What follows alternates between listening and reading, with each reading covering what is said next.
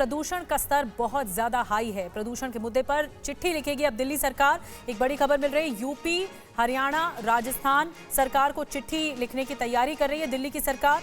चिट्ठी में डीजल बसों को दिल्ली न भेजने की मांग की गई है। जो डीजल बसें आती हैं, जो डीजल गाड़ियां आती हैं, उन्हें न भेजने की मांग की गई है दिल्ली में, क्योंकि दिल्ली में प्रदूषण का स्तर बहुत आगे बढ़ गया है। तीनों राज्यों से सर्दियों तक बस न भेजने की मांग की जाएगी। ये चिट्ठी लिखने की तैयारी दिल्ली सरकार के भीतर हो रही है। 3 राज्यों को एक साथ चिट्ठी लिखी जाएगी, जिसमें ये कंसर्न दिखाया जाएगा कि प्रदूषण बहुत ज्यादा फैल रहा है दिल्ली में, और जो डीजल बसें हैं उन्हें सर्दियों तक इजाजत न मिले। मेरा निवेदन यह है कि चलो 12 महीने भाजपा नहीं करती है, कम से कम पोल्यूशन घटाती नहीं है भाजपा, तो बढ़ाए तो नहीं। आज तो पोल्यूशन बढ़ाने वाली पार्टी भाजपा बनी हुई है। चारों तरफ से भाजपा क्या कर रही है? पूरे ईंट भट्ठे चारों तरफ चल रहे हैं, भाजपा क्या कर रही है?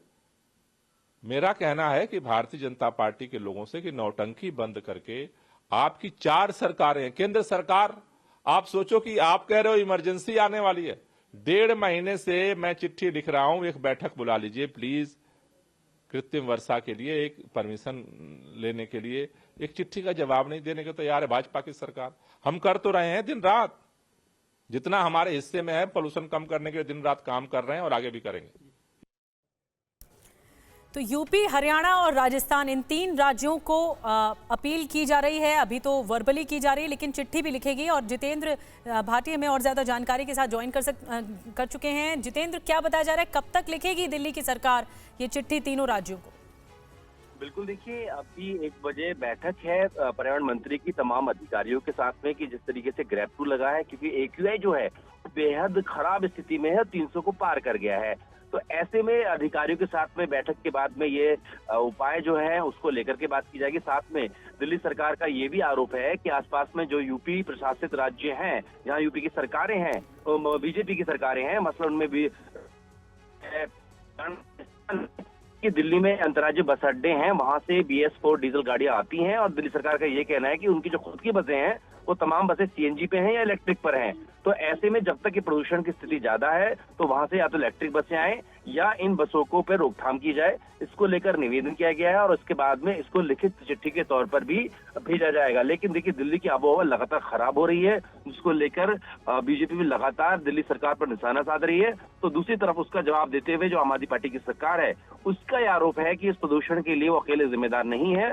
आस पड़ोस में जो राज्य हैं उनमें भाजपा की सरकार है, तो वहां पर प्रदूषण नियंत्रण करने में उनकी मदद नहीं की जा रही है। इसको लेकर आरोप प्रत्यारोप भी चल रहा है। जी, बहुत बहुत शुक्रिया जितेंद्र आपका। तो जितेंद्र बता रहे थे क्योंकि पहले ही ग्रैब 2 के नियम लागू कर दिए गए हैं, प्रदूषण का स्तर लगातार 300 के ऊपर बना हुआ है AQI, और इसी वजह से ये फैसला दिल्ली सरकार लेगी कि 3 राज्यों को चिट्ठी लिखी जाएगी। इसके लिए मंथन हो रहा है, बैठक हो रही है। शुक्रिया आपका जितेंद्र। और एक और अपडेट आपको बता दें इसी से जुड़ा हुआ, दिल्ली NCR में आज से लागू हुआ है ग्रैब का दूसरा चरण। जी हाँ, सुबह 8 बजे से ग्रैब का दूसरा चरण लागू हो चुका है। AQI 300 पार होने की वजह से ग्रैब का दूसरा चरण लागू करना पड़ा। डीजल से चलने वाले जनरेटर पर रोक लगा दी गई है। ग्रैब 2 के दौरान पार्किंग फीस में बढ़ोतरी की जाएगी। और सर्दियों के दस्तक देते ही देश की राजधानी पर जहरीली हवा का साया अब मंडराने लगा है। पिछले कुछ दिनों में दिल्ली में AQI का लेवल बहुत तेजी से बढ़ा है, जिसके चलते दिल्ली NCR में एयर पोल्यूशन के बढ़ते खतरे को देखते हुए आज से ग्रैब 2 नियम लागू करने का निर्देश दे दिया गया है। और आपको बता दें कि ग्रैब 2 लागू हुआ है।